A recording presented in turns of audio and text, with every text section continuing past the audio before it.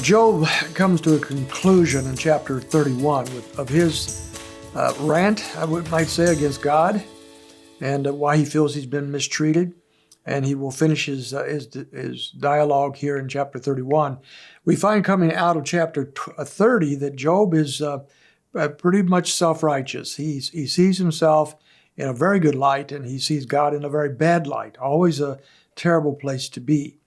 But to show how righteous he is, Job goes on this final diatribe of explaining all the good things that he has done and why God ought to pay attention. He starts off with a verse that many of us have looked at and appreciated and quoted, and that concerns his use of his eyes in the area of lust. He says, I have made a covenant with my eyes. How then could I gaze at a virgin? In other words, he has determined not to look upon a woman to lust. That's a very wonderful thing, and it's something that all of us should pay close attention to. Job is doing a good thing, and he wants God to notice that. He's not lusting after women. He's made this covenant with his eyes. But the Lord is not noticing those things. In verse 4, he says, does he not see my ways and number my steps? If I have walked with falsehood, and if my foot has hastened after deceit. Okay, now if I've done bad things, God, that's all right. God, you stick it to me if that's the case, but that's not the case. Aren't you noticing, God, how good I am? What a righteous, upright kind of fellow I am? Well, Lord, if you don't notice it, I'm going to challenge you to notice it. He says in verse 6, let him weigh me with accurate scales and let God know my integrity.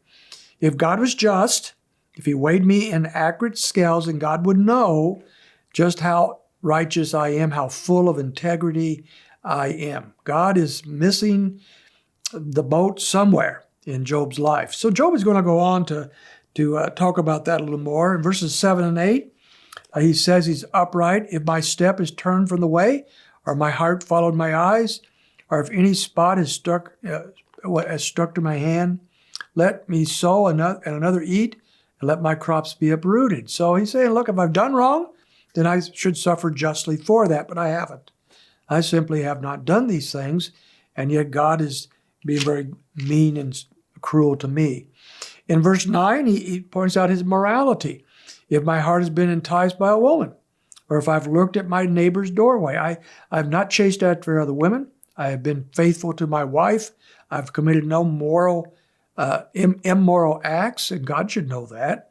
In verse 16, he begins to talk about his generosity to those who are not as well off.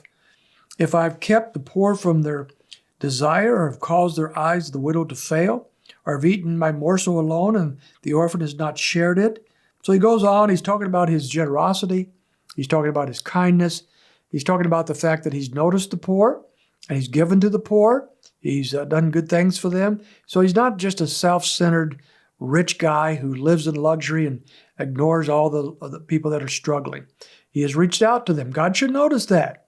God should give him credit for all the kind and wonderful things and generous things that he's done.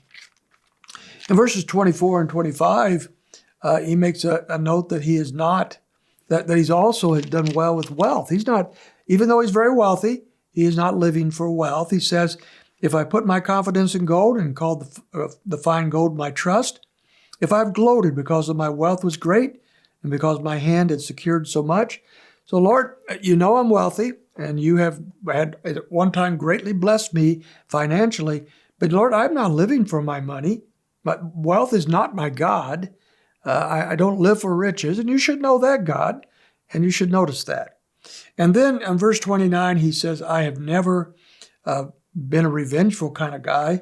Verse 29, have I rejoiced at the extinction of my enemy, or exalted when the evil befell him? So Job is not a bitter guy. He's not a revengeful guy. He's not looking to get even with people. So in all these things, he is extremely commendable in what he's doing. But verse 35, he goes down, it is time for God then to answer him.